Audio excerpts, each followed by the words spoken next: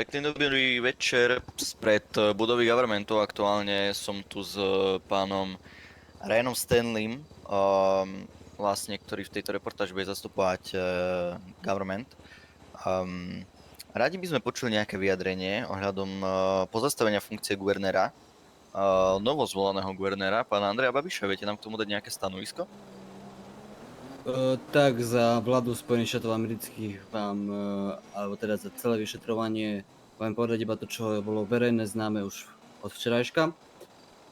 Na podnet pre podozrenie na porušenie volebných predpisov bolo začaté vyšetrovanie vo veci porušenia volebných predpisov. Z tohto dôvodu dal sudca Najvyššieho súdu štátu San Andreas pozastaviť funkciu guvernéra. A ďalšie a viacej informácie budeme môcť poskytnúť až po schválení sudcu a potom, čo to nemôže ohroziť nejakú situáciu.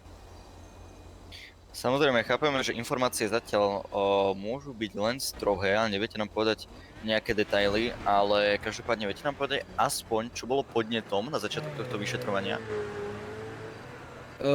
Jediné, čo vám viem prezradiť, je to, že v momentálnej chvíli sa prešetrujú všetci kandidáti, ktorí boli na guvernéra.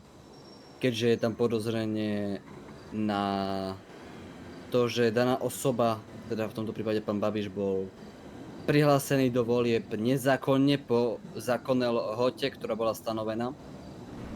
A taktiež sa prešetruje výsledky volieb. Samozrejme, chápeme, ale akým spôsobom bolo možné prihlásiť sa do volieb, aj keď to už zákon nedovoľovalo? Ako sa pán Babiš dostal na kandidátku a ako to, že si ho mohli občania tohto štátu zvoliť? Nie je to chyba v systéme?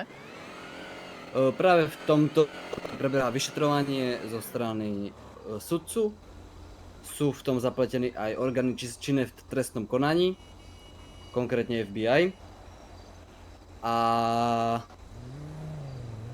k tomu asi povedať iba toľko, že týmto prípadom sa taktiež zaoberá aj vláda Spojených štátov amerických a veríme v čo najlepší výsledok. Samozrejme, chápeme. Tak keď už nám pravdepodobne nebudete môcť povedať viac informácií, tak vám veľmi pekne ďakujeme, že ste sa nás našiel čas a od mikrofónu sa hlási Roman Pomajbo.